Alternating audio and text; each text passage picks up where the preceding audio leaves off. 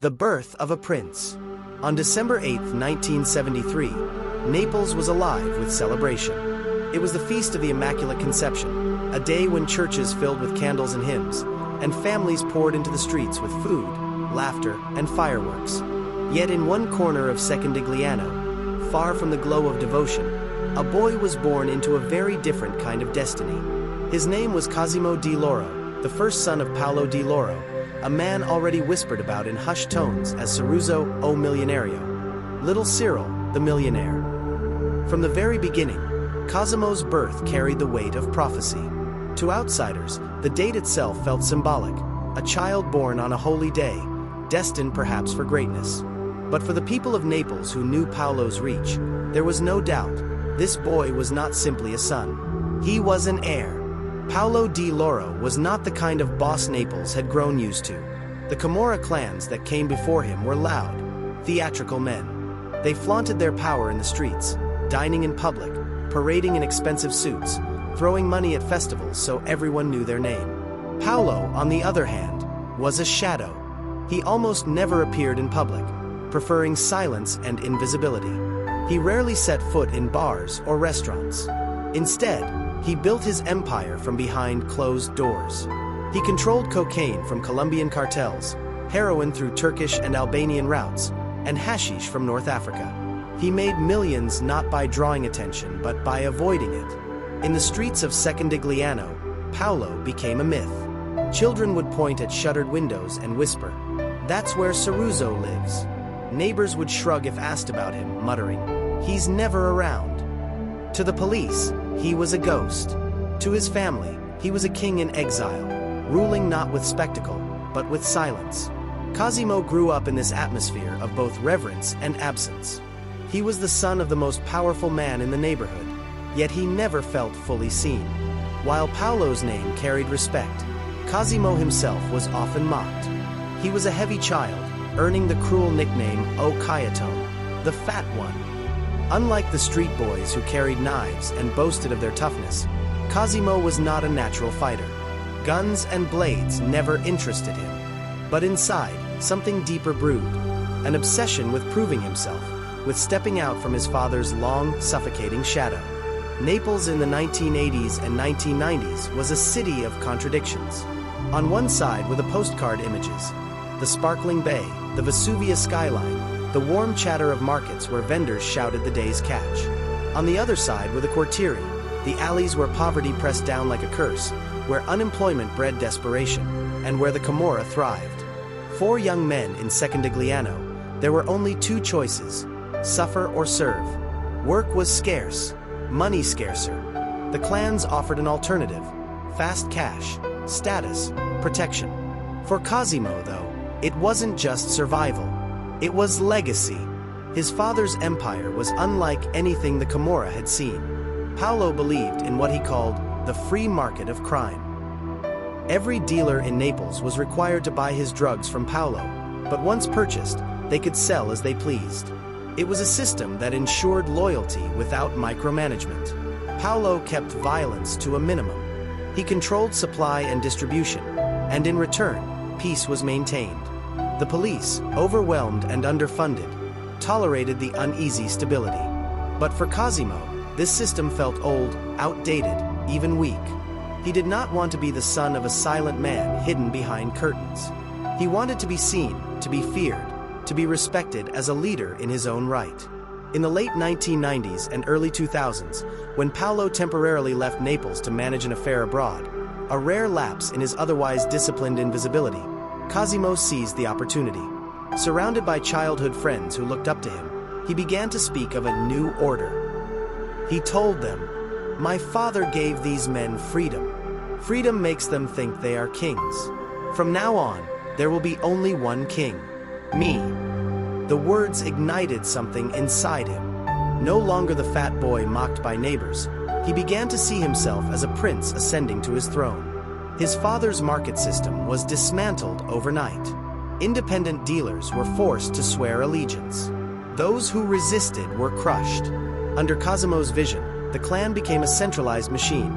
Every street corner, every piazza, every gram of cocaine belonged directly to the Di Lauro family. first, it worked. Money poured in faster than ever. His crew of young loyalists admired his decisiveness. But in the underworld, such sudden change never comes without resistance. The older lieutenants who had served Paolo faithfully, the men who had grown used to independence, who had carved out their own fortunes, saw in Cosimo not a leader, but an arrogant child. And so the seeds of rebellion were planted. The old guard broke away, forming a new faction. They called themselves Gli Secessionisti, the secessionists. Later, they would be nicknamed the Spaniards for their operations in Barcelona. What began as a split would soon erupt into something Naples had not seen in decades, a war that would stain the streets of Scampia with blood. But for Cosimo at this stage, the rebellion was not fear, it was fuel. He believed the feud would prove his strength, would cement his place as the rightful heir. The boy mocked as Occhiatone was about to show Naples just how dangerous he could become. The War of Scampia. When Paolo Di Lauro briefly stepped into exile, Cosimo seized control with a fury that surprised even his closest allies. He dismantled the loose, businesslike structure of his father's empire and reshaped it into a rigid hierarchy, where every sale, every street corner, every euro flowed directly into the family's coffers. For a moment, it seemed unstoppable. The clan became more organized, more disciplined, more visible. But what Cosimo gained in order, he lost in loyalty. The older men, those hardened lieutenants who had served Paolo for decades, could not stomach the arrogance of a young prince who had never proven himself in the blood-soaked alleys of Naples.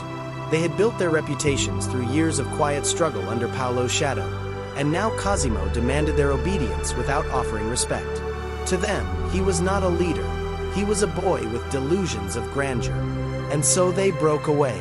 At first, it was whispered in cafes and alleys. Some of Paolo's men are refusing orders. Then came the first gunshots. A car parked in Scampia exploded, taking with it a dealer who had sworn loyalty to Cosimo. A young courier was found in a dumpster, executed with a single bullet to the head. Slowly, the whispers grew into something much louder. The Secessionisti were real, and they were ready to challenge the Di Lauro throne. Cosimo responded not with diplomacy, but with war. By late 2004, the streets of Naples, especially the sprawling housing projects of Scampia and Secondigliano, turned into battlefields. It was not a quiet feud fought in shadows. It was open, brazen, terrifying.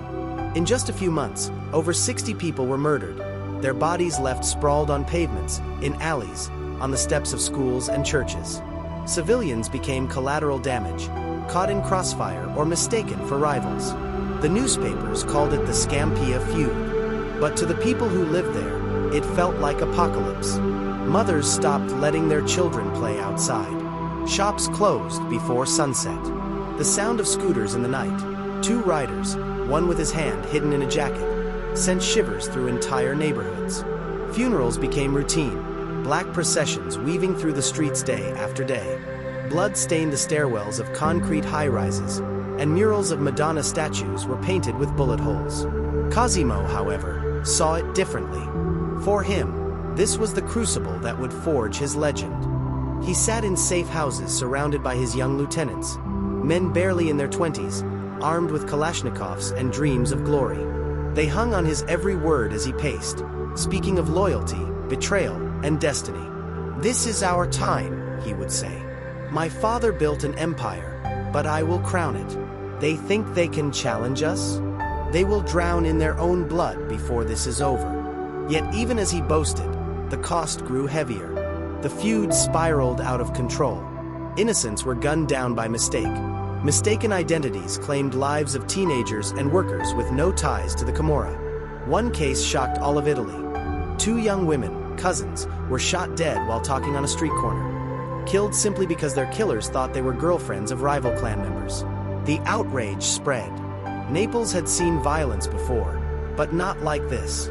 Not with such recklessness, such disregard for civilian life. The Italian government, usually slow to act against the Camorra, could no longer ignore the carnage. National television broadcast funerals live. Newspapers splashed front-page headlines about the children of the clan turning Naples into a war zone. Politicians who once treated the Camorra as untouchable were forced to respond. Rome sent in hundreds of police officers, special anti-mafia units, and armored vehicles. Checkpoints appeared overnight. Helicopters patrolled the skies over Scampia like a city under siege. For the Di Lauro clan, this was disaster. Paolo had spent decades avoiding attention by keeping violence low. His empire thrived precisely because the state had bigger problems to worry about. But Cosimo had shattered that delicate balance. His thirst for control had lit a fire so bright that it drew the eyes of the nation, and with those eyes came the full weight of law enforcement. Inside the clan, cracks widened. Some of Paolo's loyalists whispered that Cosimo had gone too far, that he was reckless, that his pride endangered everything Paolo had built. But it was too late. The war had taken on a life of its own. By late 2005, the secessionists, funded by Spanish cocaine routes and supported by rival families, were gaining ground. Cosimo's men fought ferociously, but the pressure from both rivals and the state became unbearable. Every week, arrests chipped away at the clan. Safe houses were raided, drug shipments seized, couriers interrogated. And then, one cold December morning, came the moment that marked the beginning of Cosimo's downfall. A dawn raid in Secondigliano. Police stormed an apartment where the young prince had been hiding. They dragged him out in handcuffs, his face pale but defiant, cameras flashing in every direction. For Italy, it was the capture of a monster. For the people of Naples, it was the fall of a boy who had set their streets on fire. Yet as he was driven away, eyes staring blankly through the barred window of a police van, some swore they saw a faint smile. As if, even in defeat, Cosimo believed his story was only beginning. Silence of the prisoner. The armored doors clanged shut behind Cosimo Di Lauro, and the echo of his footsteps faded into the cold, unfeeling corridors of the 41 bis prison. For a man who had ruled with fire and blood, control and fear, the sudden silence was deafening. The world outside, the streets of Naples, the cries of Scampia, the empire he had fought to claim, was now unreachable, reduced to fragments filtered through bars and the occasional visitor. In those first days, anger burned in him. Rage at the state, at his enemies, at the betrayal of old allies. He slammed fists on the walls, screamed until his voice cracked, and paced the tiny cell like a caged lion. But slowly, almost imperceptibly, the prison began to reshape him. Cosimo had been a man of action, a storm of impulsive decisions, but the prison forced patience. It forced reflection. Every day was the same. The harsh light in the morning, the cold meals, the monotony, the silence punctuated by the distant shouts of other inmates. He began to remember.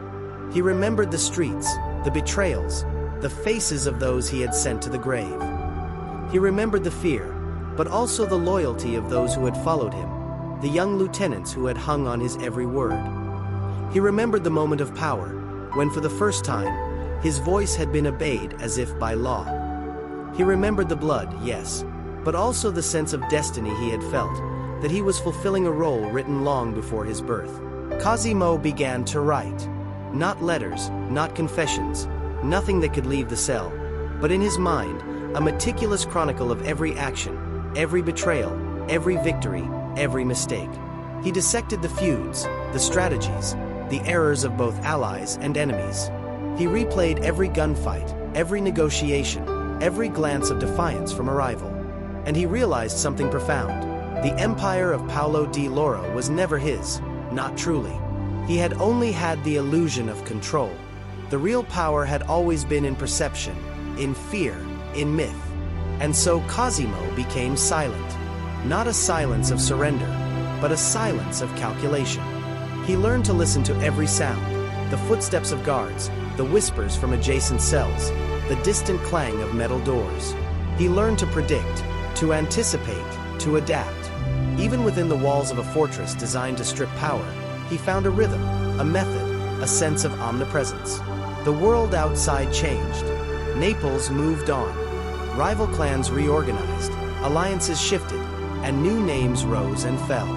Yet the legend of Cosimo Di Lauro remained. Stories of his violence, his audacity, and his fearlessness traveled beyond the confines of prison walls.